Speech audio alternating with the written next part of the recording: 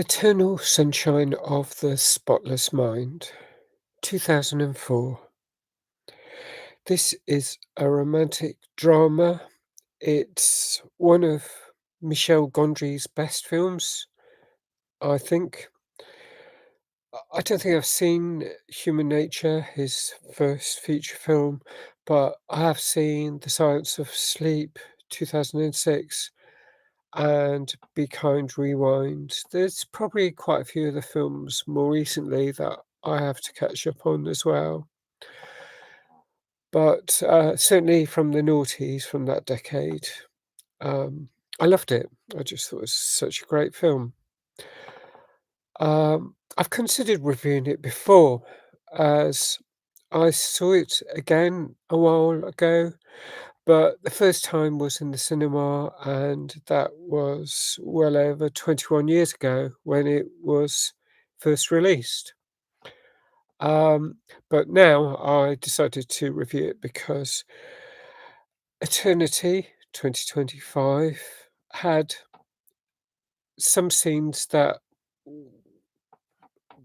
pinged it off in my head. I guess even the root word eternity um, got me thinking about this a film from over 2 decades ago. And there's um, yeah, this I suppose there's a lot that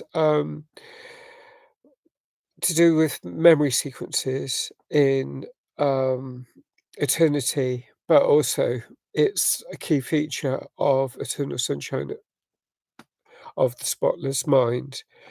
Now, in Eternity, there's an archive where you can watch key scenes from your life, and one of the key characters, Joan, crawls out of a washing machine, and that immediately got me thinking about Joel, um, who is a much younger, suddenly a much younger version of himself, and appears under the kitchen table while his mum is cooking.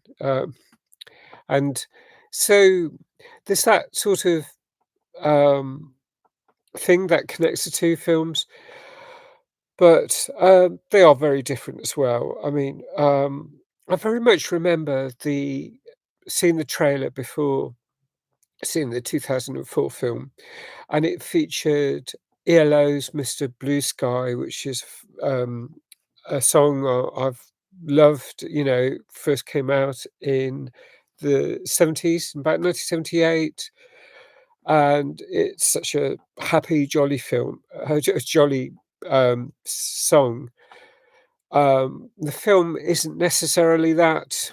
I mean, there's some comedy, but some of it is a bit kind of disturbing because having your memories erased, there's a downside to that. So um, there's a,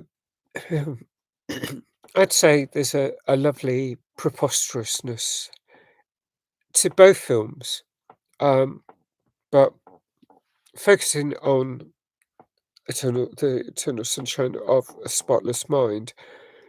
Uh, there's this company called Lacuna, and they've developed a science for erasing selected memories, um, stuff that's triggering, and why would you want to live with painful memories?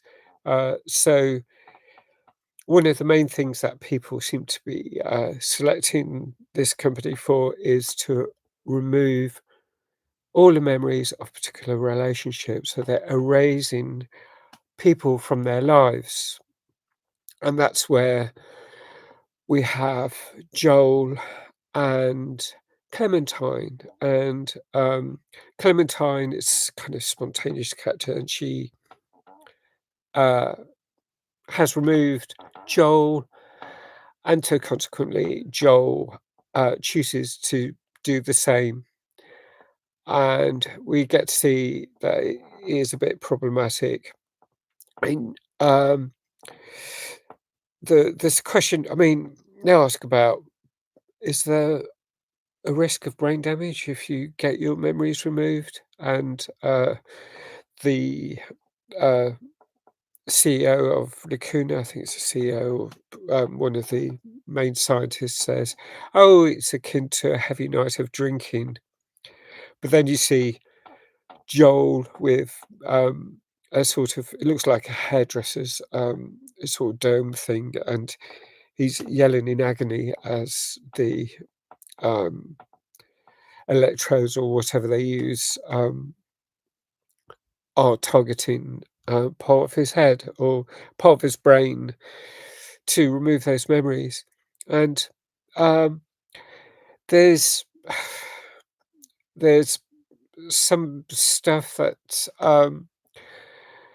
there's some great, acting in it. There's, like, all these slapdash staff who don't they're playing about like, kind of not really taking things seriously, even though they're doing something well, akin to brain surgery. So there's that. There's also, Montauk, which features, and I remember that from more recently, 2023, No Hard Feelings 2023 film, um, because that's based there in the summer, but this is based in Montauk in the winter, and there's, like it looks so cold. There's snow on the beach and snow right up to the Atlantic shoreline,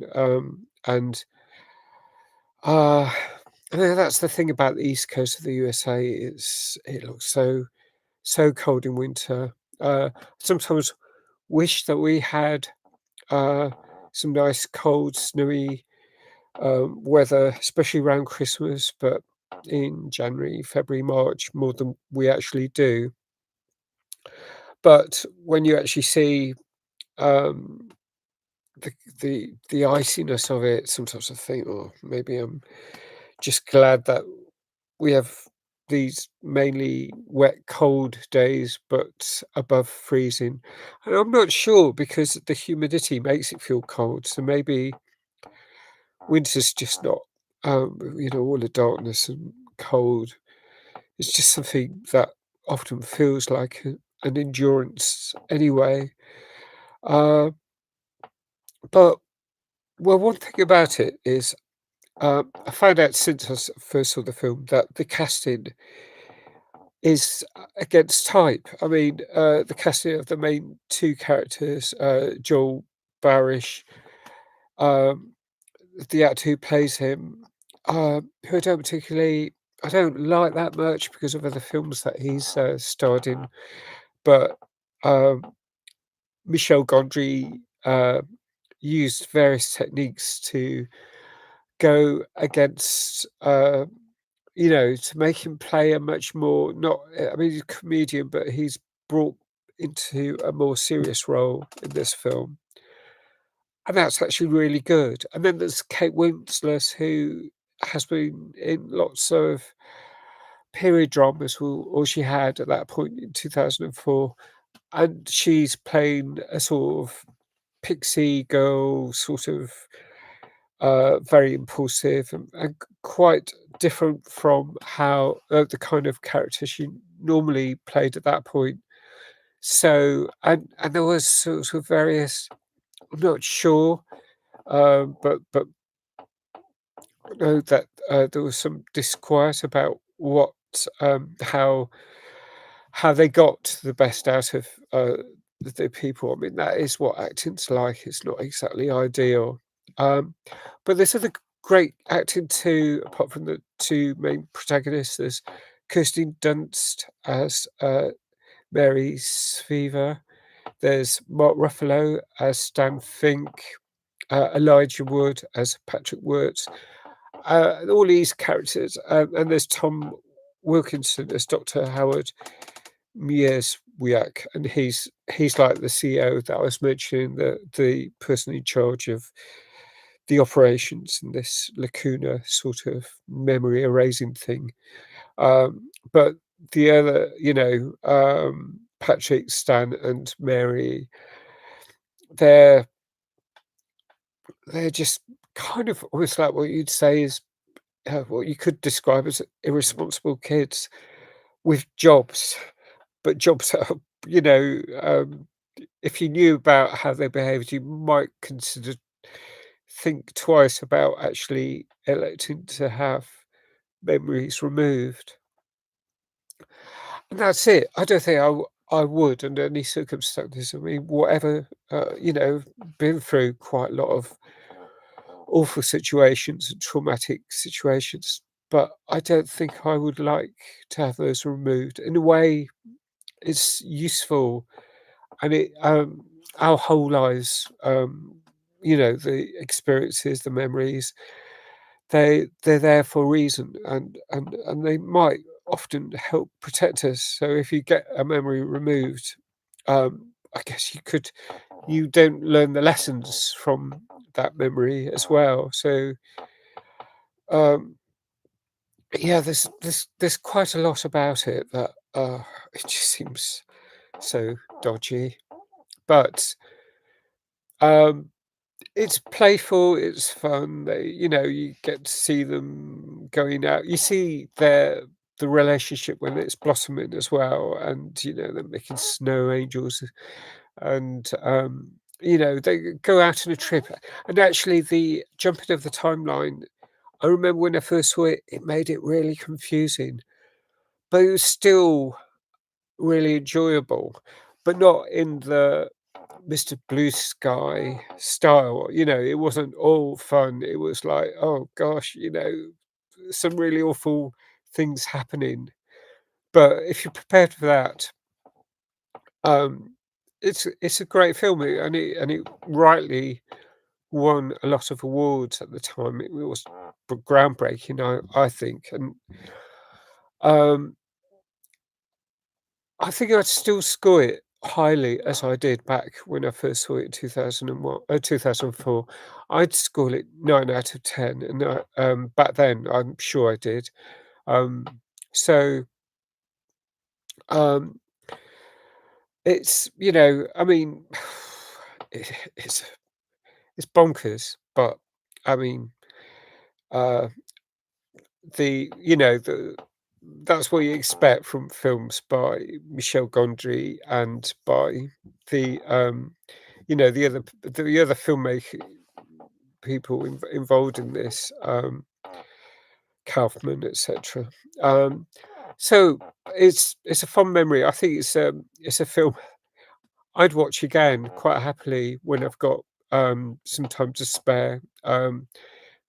Especially if I want to be taken back to that time in my life. I mean, it was a good time in 2004. I think that was a great year for me. But all the things that I learned that year, um, this was part of it, and it goes alongside other films that involve memory, like The Butterfly Effect, because I mean that's more time travel, but again, the problems that can be created when you mess about with timelines. So, 9 out of 10. I'd love to know what you think about this film. If you've seen it, please like if you like this review. Um, yeah, please hit the like. Thanks if you subscribe. Please hit the notification button, and please leave a comment. And I hope to see you again soon. Bye for now. Bye for now.